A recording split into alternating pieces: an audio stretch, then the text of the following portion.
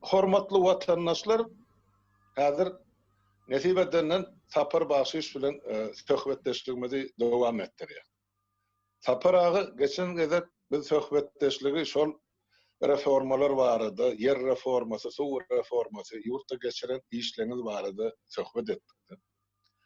Inni ştaýda bir sorag emele gelýär. Ine şol reformalary geçiren adam. Ýöne şol geçirýän reformalaryň ahyrky netijesini siz bir zatlar planlaşdyryp görensiňiz, bilensiňiz, nirelere alyp ýetirjek ýa getirjek şu reformalaryň netijesi näme bilen tamamlanmaly. Şu barada biraz bize gurrun berseňiz has ygtybarly boljak. Murat İretler başlaly. Beni alak. O gebe Murat reforman neticesi fikir edip bilişimden hem üýtgeşigrak bolmaly. Boljogyna da hiç şüphe deme ýok. Ben sana ýöňünden küçük soraglar bereýin. Bilýän bolsaň owa diýip bolmasa da geçiber. Men özüm jogabyny bilip berýärler. Ben barlama üçin näme, oňun üçin nämetme. Ay ýok, bizde gelegine birekden interview almany öwrenişdik ýaşyl. Aýdyber. Bilen jurnalist edýän ýuwaş ýöne çöreksiz galarsyň. Men maňa öwretseňiz ondan gider. Kyn bor diýen. Ne küçücük soraglar Türkmenistan agrar döwlet çeýlen. Hak görüň. Peynir diýip bir zat bardyr. Biz seyir diýär, ýöne o hemen peynir türkçesi. Türkmenistany öndürlem. Bilýän gyzlar batda dönürýärdiler şol peynir. Bizde gormalda boldymy? Birinçe diýip bir öndürýändir. Awa birinçe. Ýöne peynir seyir diýip oň bir 500-600 çeşidi var, sortu var. Ýöne Türkmenistanda öndürülenlerdir. Daşdan elýändir. Ýa-ni kızlar watdaky 5 ton, 3 ton diýirin kızlar watdyna etýän oldy da dogry bolupdyr. Kakada da bir peynir öndürýärler. Ustasy gitýänçe, o usta giten soň o dogaly. Dogry. Öndürülen okdy da. Onun süýt, içýän süýdümiz bardyr magazynda. Şoň 70%, 80% süýt tozundan edilýärdi. O da daşyndan elýändir. Biz öz sagyan sığırlamız bilen üpçün edip bilýän demämiz bir 20-30% doğru bilen taýakly demeli. Şeyler yani şu hakikatlar bir sebebi atlı yararlı şu su koymalako deyip öğrenşözdünüz. Su koymalako vagonlap bir yerlerden tapıp getirmeliler. Ondan sonra tereyağı meske Türkmenistan'da öndürülenler. Apocalıklar öylerine demediyen olmağı mümkün olur. Öyle devlet meçhulüne halka yeter yalan. Hemen taşından eləyən. Onu getirýänem Owa Hojalyk ministrliği. Sizin ministrliği. Men torgam getirýär, demem soň bizim döwrümizde de bizimkilerim getirýän nemeler wagt bolun ýöne taşından elýär-de.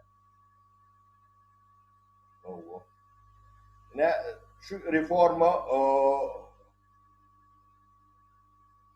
geçirilen olsa Türkmenistan şu atkallan devadır. Belgiye şolong ikisinin cemi yağlap süýt önümlerini, süýt öndürmeler mümkünçülüğü vardır. Dünya eksport etmiyorlar, devlet olmalılar. Yani şu 25-30 yılın içinde. Ondan Fransızdan şerabı vardır. Dünya eksport edýärdir. Türkmenistan'ın şolum ökçetine atıp bören devlet olmalı. Öğünümden arasında in rentabel öğünüm üzümdür. Ben şunu 85-86 yıl Ağra Probdüzler yerine Muhtar Hüseyiç Aliyev var. Şoňa prosto diyalog analiz etberinde haýky önümler rentabelity näçe? Iň aşagda partadyr. Şo kağıdı bilen tıka bir kay gatnady. Şo kağıdı ortadan. Ýöne partadan yüzlendirmediler de. Soňa kağıdı indi görkezme diýendirler de. Soňa o ýa-da ortadan ayrıldı da. Ne reforma geçen oldu. Bizim beýleki döwletler ýalak 2-3% halkymyz owa gojalygy bilen meşgul bolardy. Şoda hem ekspert edýän hem halky içindäki nemeleri üçin edýän ýagdaý boldy. Şoňa biz 100% garanti berip bilýärdi. Sebäbi Ýewropada ýağmur ýagyp da felan 30 çıkya Allah Teala'nın beren nemeti. Ýöne bizinki ala günü ýokdy. Bizim günümüz var. Onam kullanıp bolýar. Bular 2 tapar, 3 tapar, 4 tapar oryan orada biz 6-7 tapar orup bilýär. Yorunjany ýa-da regresif mallar üçin ýörükde tohumlar var da. O yoruncadan hem efekti. Son biz 9-10% yerimizi yerine şoğurladı yaptı. 4-5% yılla şoğurladılardan gittiğince elbetleşeydi. Haptem stroydan çıkardı, yemeden çıkardı. İyidine dönmez ýagdaý bolýar-da. Yer tandan çykýar. Dolu tandan çykýan ýeriň nemesi 4-5%'tir ýylla. Şoňa getirip bilýärmi? 60-70 näpdiler Türkmenistan. Ine şo ýerler mallarçılık oldu, yorunca kiliyade. Yorunca yerin nemesidir. Yeri düzöldüyade. Şoğurun soru valya özüne. O şoğurun alya odon fu nemesi patavura kan al biz yerleri yani şoğurluktan birinciden saklayan ötmedi ala ediyen, ikinciden yeri tereden özleştirip onu yamaşkan verimli toprağa yoğurup oluyor da. Ne reforma geçen oldu.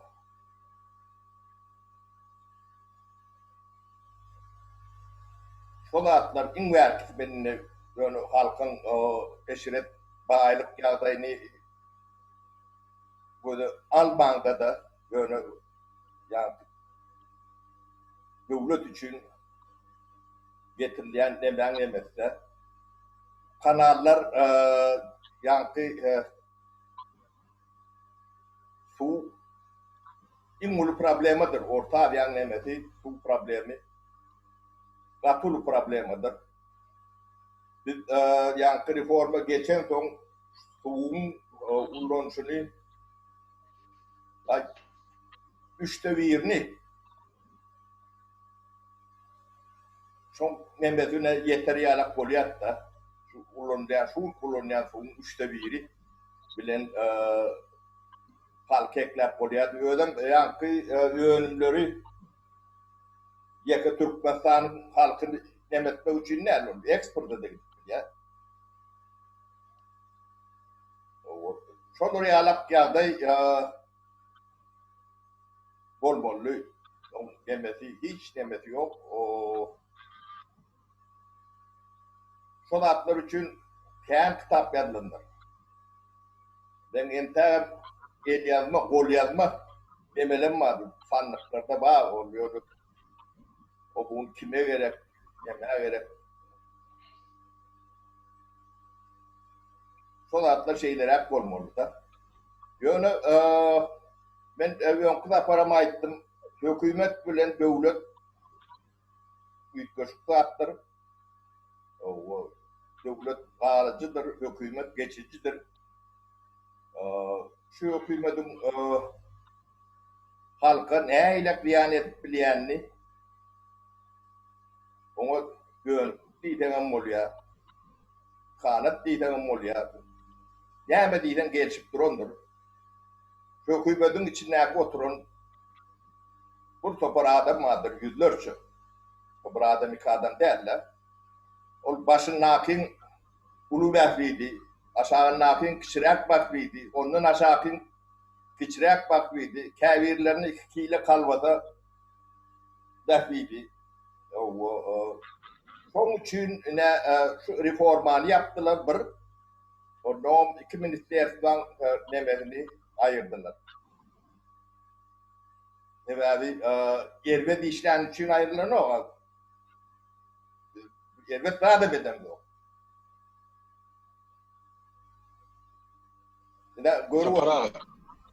O taydan 23 milyar diye.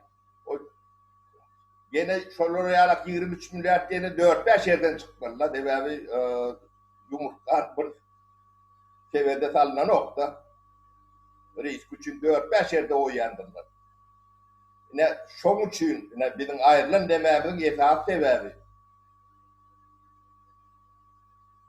Ne hökümet diýlen zadym nebeti bu bizim aýrylmamyz hem näkşe peýdaly halk bilen döwletden başga ondan şu ýemäni bir ýüregi bilen ýetjek bolan adamlardan başga daýkanlardan başga eýlek hökümet demedine oturan adamlara hemmesine peýdaly. Birini uldurak, birini kişirek, beyleklerini başkarak. Çünkü hiç kimden tez çıkan nädir? Ola doğru. Kimden çıkan nädir? Şu atları aýtsak ham ya kulaklarını tıkýandyrlar. Ya da eşitmediklerini olýandyrlar. Ne görüntüyle göre. Ben gurlaşanda da käte bir yürekden gurlaşıp bolýanlarym bolýar da. Şu temany gowdasam otosuwu gara ýagşa geçýärler. Doğru. Tapara. Men bir kısan soragym bar şu taýda. Birinciden şumal aýdyp oturýarsyňyz. Şol owa hojalykdaky 3% çünkü 56'dan şol döwürdäki 56% ilatdan 3% bütün Türkmenistan'ı içerki önüm daşarkı ýa-ni eksportu bilen öpçün edibiljek. Owa hojalyk önümler bilen süýt diýdi, ýa-ni gög önümler diýdi, bakça diýdi, beýleki diýdi, ähli önümler öz içinden geldi. Diýmek men şumal pikir edip otyryn. Mesela aýdyp otyryn, men kellemde pikir ýurdup otyryn. Diýmek galan 53% ilat öz durmuşyny erkany gurnap biljekde. Diýmek kim tüjaret işi bilen, biznes bilen meşgul boljak, kim çağılaryny akadip institut, universitetlerde okutjak, ol kolhoza bagly däl. Diýmek döwletiň şu taýda kadr meselesi, ilmi potensialym köpeljekde 20-30 ýylyň içinde. İnjenerleri, alimleri, artistleri aydımsa aykarat haýsy tarapyn alsan inteligensiýasy köpeljek. Şuň konşol baslyk ýatan öňkü kolhozçylar, buňky daýganlar bugüne düşmez diýjek bolýan. Gatyp ägir edilen ullakan hyýanat halkymyzyň garşysyna şol hökümetiň şu reformalary basyp ýatyrmagy. Haýsy da bir 1% ýetmeýän ilatın bölüğünün bähbidi üçin galan 99% ilaty ılımsız, bilimsiz, çöreksiz, geleceksiz goýupdylar. Ine tragediýa göz başyny men şu taýda görýän tapara. İkinci size soracak zadım geçen taparam aýdypdyk ýaňyň başyny başladyň şu döwlet bilen hökümetin arasy açyk. Döwlet ol baky düşünje, döwlet dur sütunýalyk hökümet çalyşyp dur 4 ýyldyň 5 ýyldyň aýsy döwletiň konstitusiýasyna bar bolsa 7 ýyldyň ýöne 2 möhletden aňryk geçen. Yani Türkmenistan bir gen döwlet, halk sesini çıkarman otur, hany bilir ömürlügem taýlanıp bilýärler, ömürlügem belläp bilýärler, döwletde hiç bir kanuny puwdyg işläne. Ýöne şu ýerde döwlet bilen hökümet barady. Ýene de şu biraz düýplerek aýdyp berseň, bilen eden hyýanaty gatty ullakan. Siz açmasaňyz, şu ýyllardaky bolan jenaýetler, bu hyýanatlar hiç kim aýdyp biljekler. Sapara gatty ullakan taryhy jogapkärçilik. Şoň üçin yaltanman gaýtalap aýtsaňyz bäşede farky ýok, ýöne halka aýdyp berýän şol azy hakykat. Sag bolun, sözüňiz bölen üçin dowam etdirin. Almurat, sen deputat kanunlar bilen ýakyndan tanış, konstitusiýa bilen tanış. Konstitusiýanyň haýky maddasy bilemok, bolýany dünýäň hemme konstitusiýalaryny var, bir topor ýa bir grup var. Döwleti yerine geçirip bilmez, bu cenayettir diye. Bana ben şöyle yaratlar. Hak görürüm, dünyanın ahli konstitusiýasyny diýen ýaly bar şol. Şular, niyaz bolsun, ya töwrüňe adam bolsun, beýlekler bolsun, tapawdy ýok. Şu wagt döwlet topor ýa-da bir şahsiýet bilen ele geçirildi. O neticede ne görülüpdi? Çok öz cenaýet. Bular oğurluklarını, doğruluklarını bir qıra, ya akıllı ya nemeliklerini bir qıra tüýçür. Ýöne şu özü ulu cenaýet. Yani gönüllük diýýänem şundan geçip Olur ýöne ýa-ki dönükleri dönük etjek. Bir kahraman boljak bolýan ýöne büýüne derejeden ne görünüp duranda. Şu Almurat Bey. Buň adyna atamyz diýin, arkadagymyz diýin. Döwleti ele geçirmek tapawdy ýok. Ýa-ki fikirni yalan yaşırık nemeler bilen o hemme dedi burada neticede devlet ele geçiyor. Ödem dem için yankı premier minister yok mesela. Öğrenciliği yankı endüstri yani kodolukları idare etmek için. Şu an ne eyle şu an. Şu zatlar barada biraz görürüm bersin. Edil, şu men ýüregimden gopdyň şu premier minister näme üçin Türkmenistany edilen akya şu gurrun edilenden gaçýa. Hemme kişi şu emmede. Wezipellerden. Andy? Sen bir samolyotda uçup barýarda, ulu samolyot 300 adamlyk ne Boeing uçup barýar. Ýolçuň ýerine bir diş doktor otýar da. Otyran da şu. Bu samolyot yeri normal aeroportun birine goňup bilermi? Yok ben ya deňde gaçmaly, ya dağa çarpmaly, ya çöle gaçmaly bu yerlerde. Ya ýagdaý şunlara. Bir yerde ya bir diş doktory ödüm ýeke premierem yok da, bolmasa diş doktorum bolanda ýa-ki aşagyna nemeler baý bolsa görer. Ýöne o da yok da. Bu da hemme de bilýän. Ata da minip bilýän, pistole de matyp bilýän, pyçagam da bilýän. Ha? Aýdym professional. Tabii. Ýa-ki Bular yalak yoğun propaganda bilen halk korkup saklaymadı başka da saklayamıyor bilen okulda. Ne yağda üstüne alak Almurat gördüm görü oturdum halkam nemedi otur biliyorsun yani kocalı işle gelecek iyi de dolun. Yani reform etmiyor kap şunun kâbir bolşlarını primer getirenler gördüm devlet adamları ullokan devlet adamları da ne şu ne ile karşı duracaklarını ilküleye bilmediler. Burada 5-6 ay bunlar tayinlandılar. Her tüyütlük demeleri oyunlar halk gördüler. Yankı Aşkabat Tevurundaki o yerler vardır. Bağır, Kıpçak, Kötüvürükler, Göğünü yetiştirendirdir. Yani bağların aklı soğunu, sarımsağını, dikkati Kötüvürükten eleyendir. Biz şolar yani Kıpçağı neme geçirdik de yani hududu eğiçiliğe. Geçirdik golün bir aydan sonra başlığı can ediyor. Tapar gelmeden olun yok diye de. Halk diye baykot ediyor diye. Ayağı kaldı diye. Ne oldu dedim, onu gelen son vururum öğren dedi. Gel dedi bak demek. Onu vardık. Yani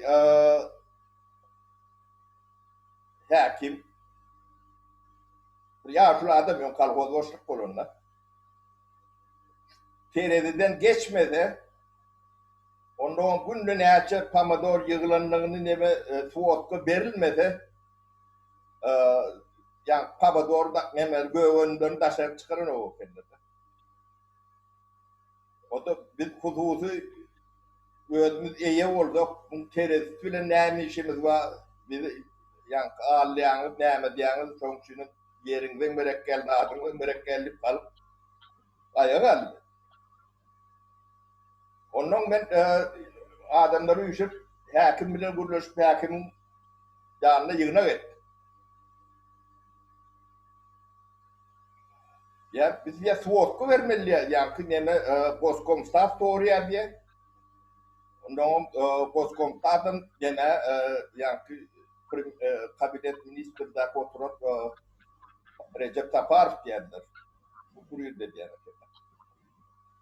Şoğun bir suotka vermeli. Ne şekilde Pamador yığınandı, ne şekilde nemedendir. Ondan üç kuruluşa ben dedim, bunu nereden çıkarayım dedim. Diye, ömüm ediyoruz diye, bunu talep ediyorlar diye. Ben dedim, o suotka veren de köpüreyim dedim.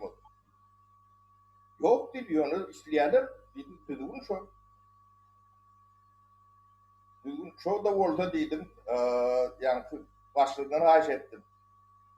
Kat isteyen ortalar dedim, ben onu yazdan vere dedim. Bu TRT'de iyi işi yok. Olurum göğünüm niye akitleri şataya tattımdır. Cevabına ben veren dedim.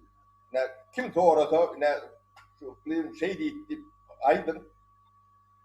Ay sen kim diye de var yani hakim. Ben hiç kim değilim. Yani dedim bir akıl var, mantık var.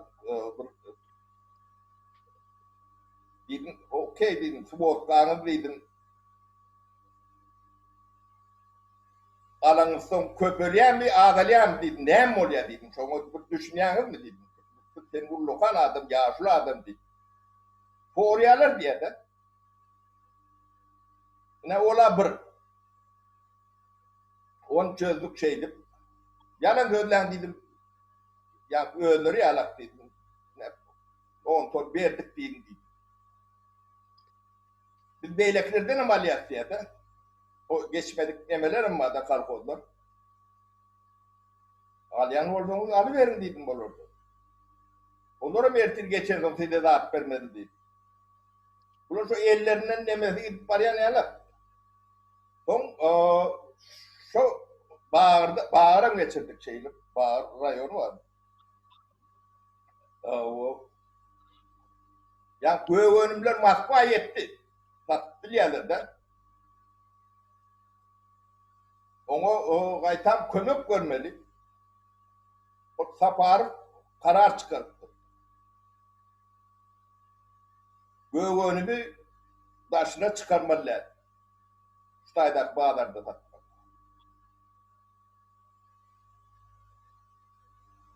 Ne? Devlet adamları, lokan adamları. Ne? Ay hava. Devlet adam diyecek mi? Ya başka da diyecek mi? Hükümet. Hemen yönü küçücük nemelerini vurun oraya ne? Bu başka mümlerce günlü şöyle oraya ayakta açık yaptı. Yani ellerine burada abi ellerini alacak yalak da şu adamları kontrollü şey saklamalı. Onu ne peyda olacağını biliyorlar, ne delil olacağını biliyorlar. Şu yönü yani devletara ağrakatlaşını yani adamın rahatlaşına çıkıp içine girip ticaretini, tevdatını ederiyalak yolunu bağladan da 10 binlerce adam işti kalır. 10 binlerce adam. Şu atları akılları yetin o. Yetirme ümitlerini. Ne bil, şolur yalak gidecek ulu orta göçverdeki kıyınçılıklar bile her saatleyin, her minutleyin bu yönü görüş yalak gidiyor. Yol hakikatten görüş ol yalak değil. Sebep ol günlük bu bürokratyan karşısına duracak bolsan, bu partokratların karşısına duracak bolsan. Olar diňe şu kağıdı bu stolun bir çetinden alıp beýlek çetine geçirip oturan adamlar. Men şu 2,5 ýyl şol goppoly köşkde parlamentde işlemde gördüm ya şol bular. Nirden tapıp şunça tamsygy bir ýere üýşürip bilirler dip men pikir ederdim şolda. O bunu edeyin ýende dedip boljak gal. Ýöne bular 73 ýylyň dowamyna şolarda bir prinsip bar da şu başlyk özünden akıllyny özüne kömekçiye ornmazar edip almaýar da şu özünden kemter akıllyny samsygyraga getirýär. Soň ol samsyk birinji ornmazar başlyk bolan olam özünden beterrak samsyk getirýär. Şeýitdirip 73 ýylda bir Sowet Soýuzynyň ähli kadry ýüze tutarlyk kadr galmady o taý. Siz şuman aýdy oturdunuz şol Recep Saparov barady. Men şol parlamentde gelemde ol Türkmenistanyň ýanky senagat ministridir. Ýanky şu haly fabrikler şoň elinde. Oň orlugyny bir çetine ödelaýdyp berdim. Şol adam olar bir halydan başy çykanak, halyçdan başy çykanak, bizden alyň bir zerurçylygyndan başy çykarýan adamlar. Şo niýe näme diýse öňünden ulgap şol operasiýa edilen o garşowyny aýlap beren adam elinde garşowyny. O adamda ne pikir var, ne mertebe var, ne bir olum vice premier derecesi var yani siz aýdyp oturýar. Men onun için sizinki ýalyk dag diýmän, o taýda günüňiz uruş, günüňiz söwüş. Onu men şol odyň içinden geçen adam erişarga şol bilemsen aýdýar. O halk görgüli bilmän iýjek çöregini tapman közden gören halky siz şol açlykdan alyp çykan. Sen şol 90-njy ýylda. Siz çykanynızdan soň halk makarony üwep çöreg edip pişip başlady. Siz wakaňyz ýok da men misallar ýyllar gözüňe getirip aýdýar. Ol Saparov ya paýda geldi märet minister bolan ýyllaryny diýip aýdama. Şu siz gaýdaňyzdan soň şol açlyk başlygyny ýurtdy. Adamlar sanasyna göre aýsyn. Şonuň üçin diýjek bolýan adam Saparowa siz gaty ullukan iş bitirýän diýýär. Aýdy berin, sözüňiz böldüm. Başlaňyz. Yani mallarçılıkta yani aýdýan zadyň var. Ornwatanın özünden gowşoraga alýar. Tamsygragyn alýar. O genetikada bu akritatyny seleksiýa diýilýär. Bolmasa palajitin bolany terdine bolmaly. Gowy bilen gowuny çatyp hat gowuny alýarlar da. Ondan erwet bilen erwedi çatdan erwet çykmaly. O genetikan kanuny. Toňondan bir 7-8 öwrülşükde ibilizm. Valla bu lokal pragno dedi oturmak nemeti yok. Ana gelgen de son. Onlar yalak canlar adam beylek canları yalak canlar yönü bu yankı tekezini öküzünü çalışırıp demedip bolunok da adam bilgilerin ki biraz kıyınrak olmadı türüyün öküzünü çalışırsın koçunu çalışırsın türüyün teyitlak oluyor da demedim. Yönü adam değil bolunok da ne yönü kim canlar adam canlar. Ne şoňa atyp tatilini selekte diýerler. Tawet taýyny ýykan nebede şodur. Bolmasa ýanky ýene de bir tawet demezine mahsus bir zat bardyr. Ýanky intelektual adam kendir. Ýöne tawet sistemine paraliç intelekt diýip bir ketel bardyr. O dünyanın neldiniz demek. Yani neldiniz? Şimdi meme var. Ekonomist vardı. Leontief diye. 70. yıl Nobel premiyasını veren Worcester, yani Amerika çıkan immigrant dedi. Şu demeli tinlap bildir de. Bu diye bu yağda diye Araplarda iyi de Arap devletleri vardır. Yani Mısır vardır, Tunis vardır. Şolorda da yok diye de. Şolonum yankı demedi intelekt diyorlar. Yönü diye şu totalitar sisteman nemesinde şu yağday var diye de. Doktor navuktur diye. Akademiktir diye. Bilyendirim diye teman predmeti. Yönü şoň diye çözümünü demetmäge diye demeti yoktur diye. Şol paraliç intelekt edip şunu neme koyuplar. Bizde 99% şodur. Ben katıken doktoruna uğum bilyen, kandidatım bilyen, hiç tadı yaramayandan bilyenler. Yönü temasında yoktur, nemedir oluyor, durmuştur. Bir zadını peydalanıp olunyanlar. Doğru. O paraliç intelekt değil. Onun için bir adamın diplomu var ya bir adamın yankı ilmi derecesi var deyilip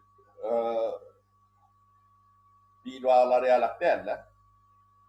Onun için beylekli devletlerde Türkmen'de o deme de yok. O düşünce yok da Türkçe neyden liyakat değil yani. Zasluğu orçası. Yani ki bir adam bir vazife varması için ya da bu devlet işgari olsun ya hususi olsun yani ki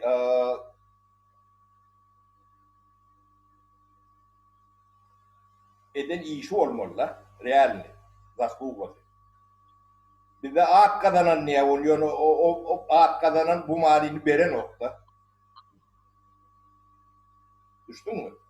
Onu kadir anlamına da bu da atlara seyredilen nokta. On tanesi, on park bileti var, o komünist ya o neme ya yumuşak ya ayarın aşağını kalmayacak diyene yalak nemeler bile prinsipler bile gidiyorlar. Ya da yeğendir, daittir, karnaştır, oğudaştır, şoları yalak nemeler bile. Bir de yankı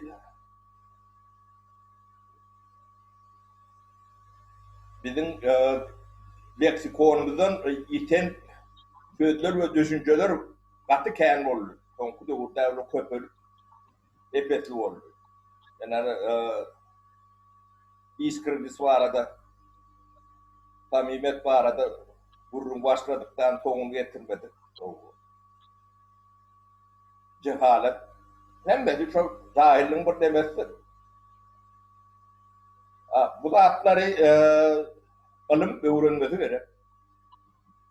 Bizde ilim, bilim yoktur. Sebebi bilimin, ilimin içine siyaset karışta onu yok diye ifade etmelidir. Nol ya da minuslu dolun aşağına atlattır.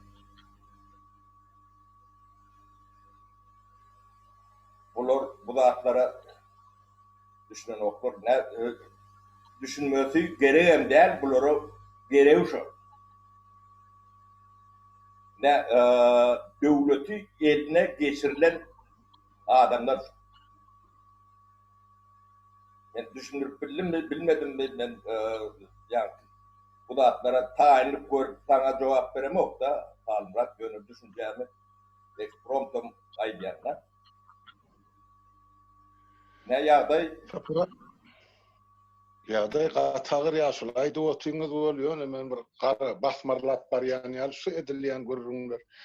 Hakykatdan şeýle de biz bir gorkun qarasyny getirip goýulan millet şuma.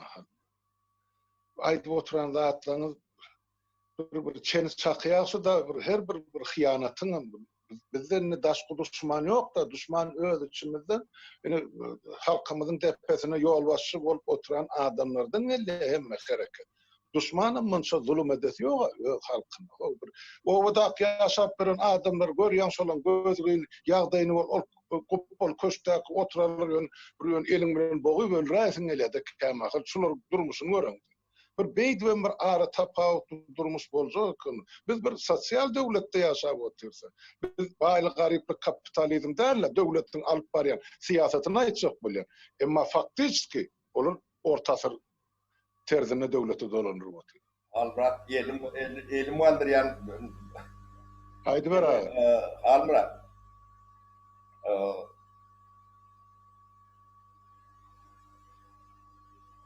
Burada aytjak boldum olun uçtu. Häzir ağız dilime gelir.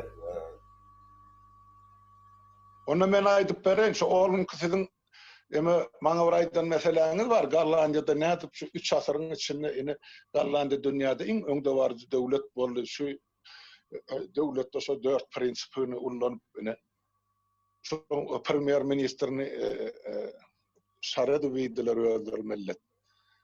Şol uğradan makalaňyzy men Facebook'ta öz sahypamda goýdum. Şonu men 3 merte okudum özüme özleşdirmek üçin. Gaty dogry ýazylan zatlar şu taýda.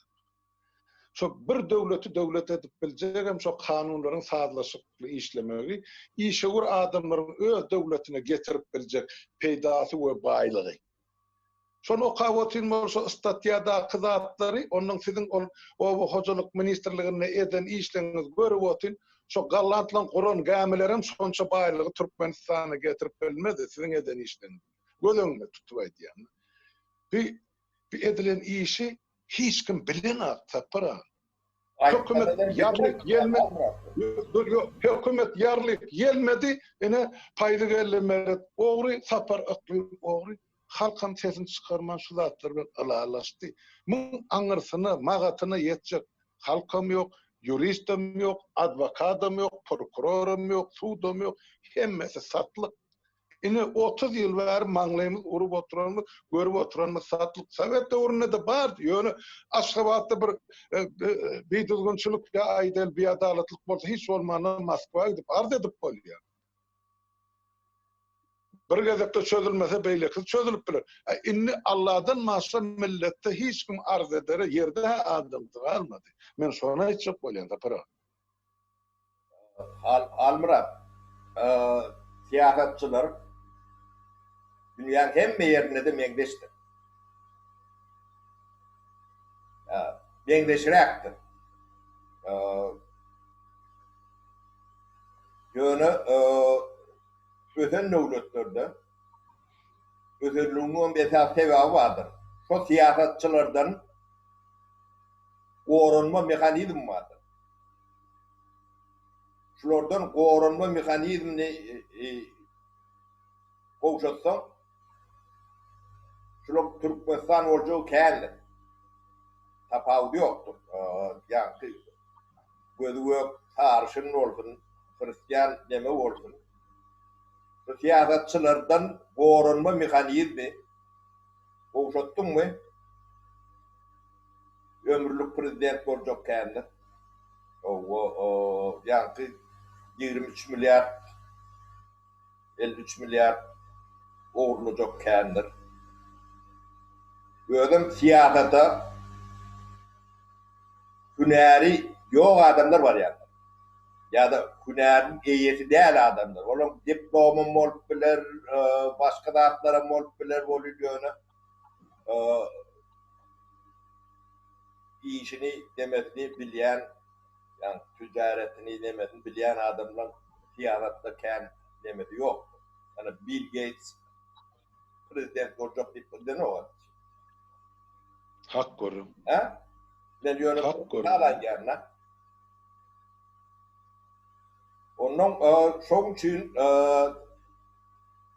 yani Şveçya'nın primeralla minister siyasi vazifedir. Yani aparatta işlet gören ormanlarları vardı. O profesyoneldir. O siyasi dükkanına bunları büyük görsem bu da onu çöker. Yani yani bilmem başka sisteme yok. Siyasetçilerin karar veriyor da. Onun için ben yani siyasi reformu geçirmeliyim. Gururuma başlandı.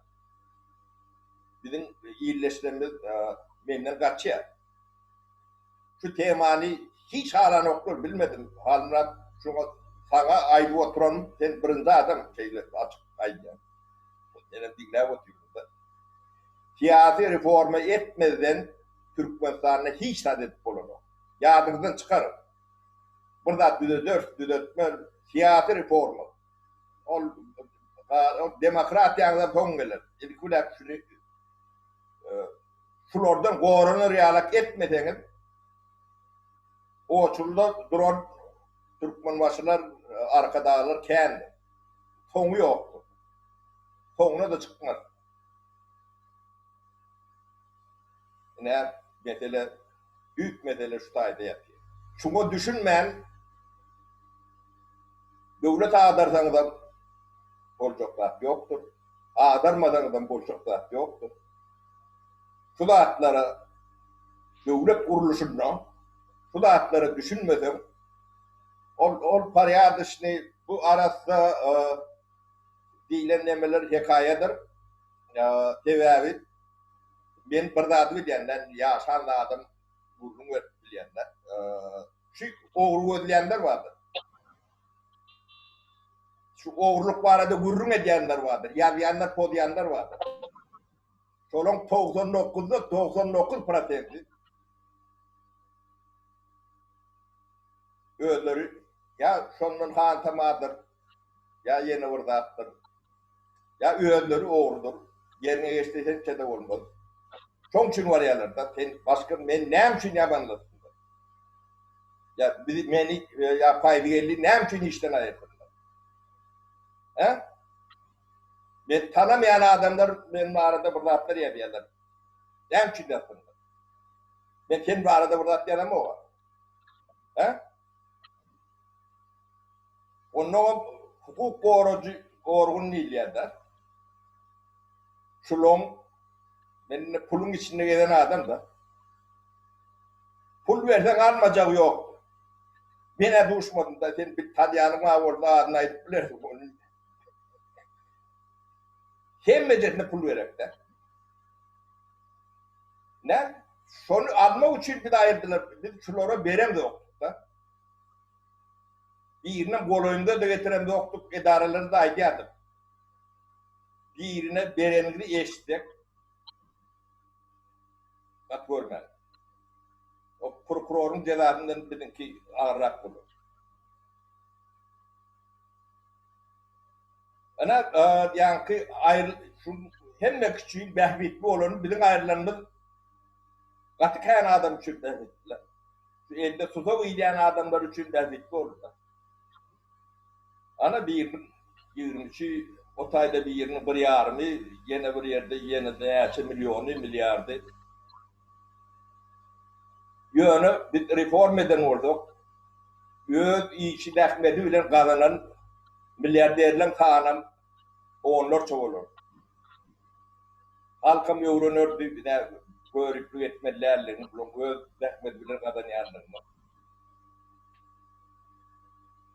Yönü bular olur ýalak işläp gazaryp biljek adam döwleti barany o, hökümeti.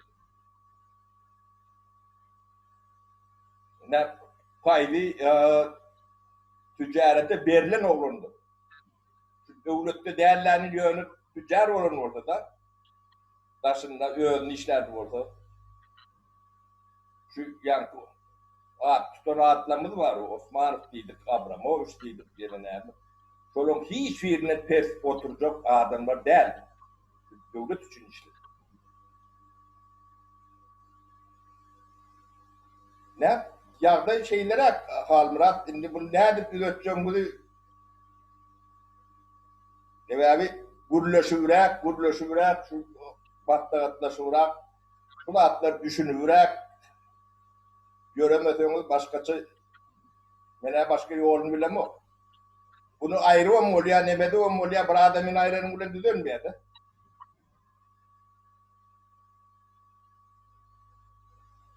Doğru ýaşuly. Men şu sizin aýdýan her sözüňiz bilen razylaşýan sebäp bir siyasi reforma geçirmezden o ýurdun başyna da daşyna da barmak gerek gal. Ol öz-özüňi arlamak bolup durdy. Men siziň bu pikiriňizi bundan 20 ýyl ozal eşitip men siz bilen şol döwür hem razylaşypdym, maslahatlaşypdym, soň öz ýanynda näçe pikir öwürdüm.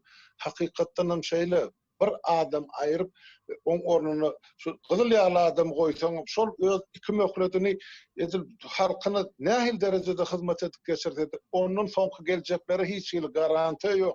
Wezipe şol bolsa yaranjanlar daşyny üýşüp durjak bolsa bulan şeytanyň azdyryny özüniň. Ondan ýene de şol ýanky baýlyk garyply beadalatly döwlete gelýär. 1000% men siz bilen razylaşýan şu siyasatçı diýende hökümeti gözüňe tutup aýdýan. Şu hökümeti biz döwletden biraz şolu emme işine gatnaşmalygyndan biraz çetde saklamaly.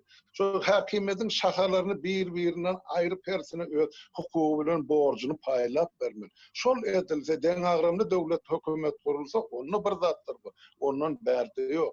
Şun men günlük beren interwýumda halkym adamlar bilen geçiren gepleşigimde aýtdym. Siyasi reforma geçirilmezden o taýda edibiljek işimiz ýok ýaşy.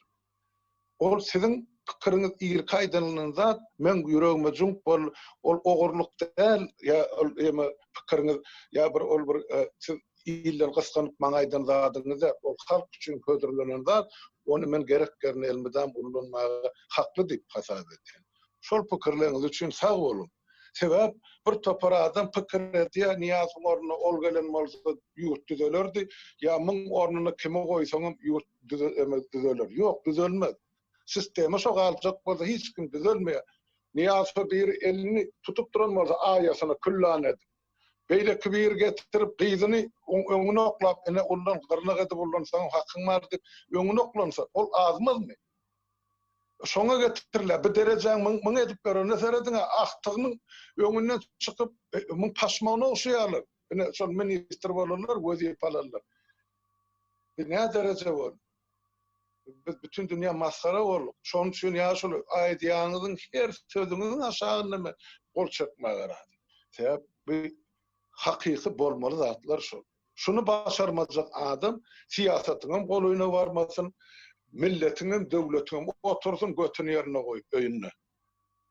Halk bilen inni biz halka ýol başy gerek gel bu gün serkerde. Halka doktor gerek, lukman gerek on yara salynan göwnüni göwresin bejermek üçin. Şo bolup biljek adamlar ýurda barıp bilip bolmajak adam otursun. Men düşünjem şeýle. Galannym özleri bilýär adam. Almurat, ýa-ki siýasatyň koşulmaly däl obyektleri vardı. Siýasatçylar goranmaly. Birinciden bilim, alam, döwlet howpsuzlygy.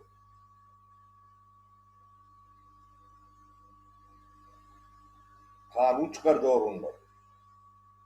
Şu dini devletten ayrılışı alap, şu atlan arasında perde olmalı.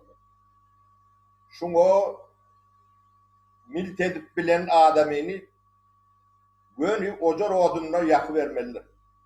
Cezası şunu kıvaptır. Men yönü o gallatları yalak iyiyim diyecek gel. Yönü yeme derler.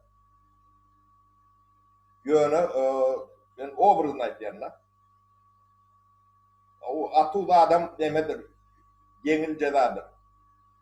Şu yankı haranda atlamın devlet demesinde. Yani siyasatta. Şunu tecavüz eden, şunu nemetmeli milt eden siyasetçini yani oğudan nepen yanına kırp diyor ocağı getirip üstüne yakılmalılar. Şunu kendi cezası vardır. Yani öyle ceza demeyen günahın neyle kulluğunu ayıpmak için ayıplarlar. Bilime ilk yani okuwa bilime katışsalar bırkın etili tavasız ederler. Ettiler hem de. O hünersiz ederler. Ettiler. Neden?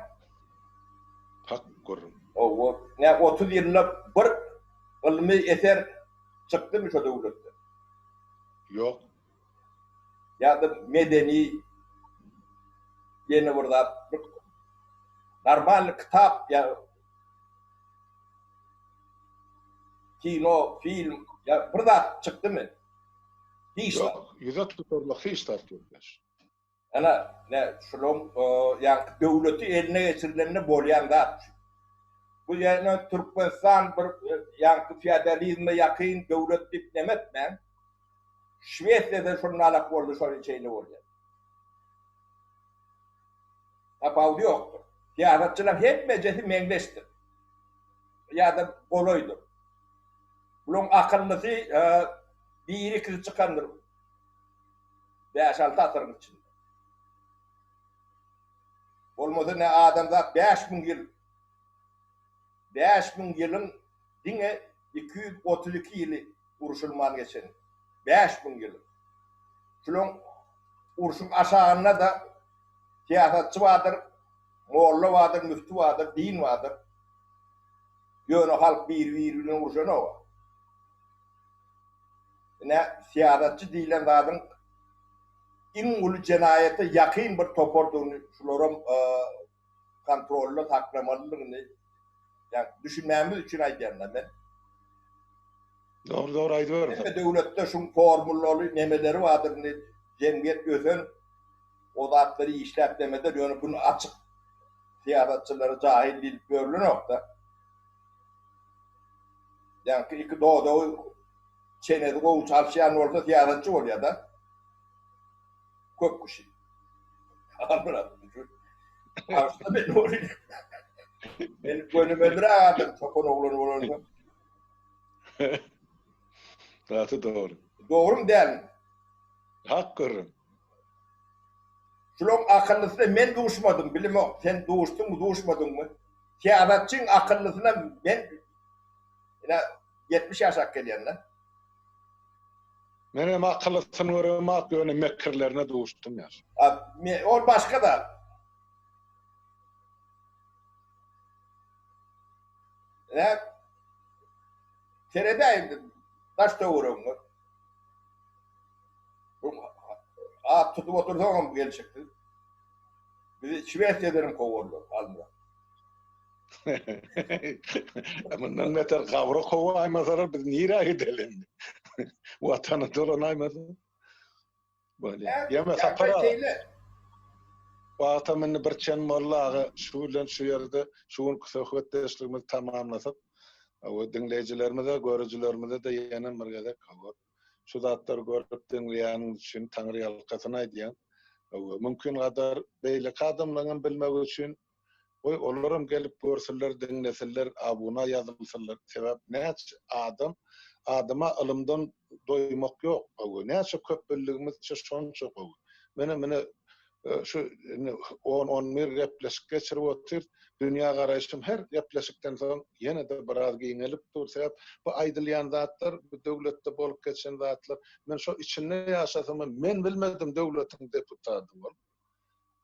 Sady halk nerden bilsin? Şoň üçin gaýrat edin adamlar, hem özüňiz diňlen, hem töwerekdäki dosýar gatnaşan adamlaryňyzdan şu gepleşikleri, şu söhbetleşikleri diňlemä çagyryn, sebäp erteki gün geleceğimiz için, yaşlar için, devletimiz için ören köp peýda berer tejribe bor diýip umyd edýän. Hem mäňiň öňüňizde saglyk, sag bolun. Eneke duşlar Ene moral bırak. Bolýan. Awalem. Iýjaňyz. Şeydi, sizin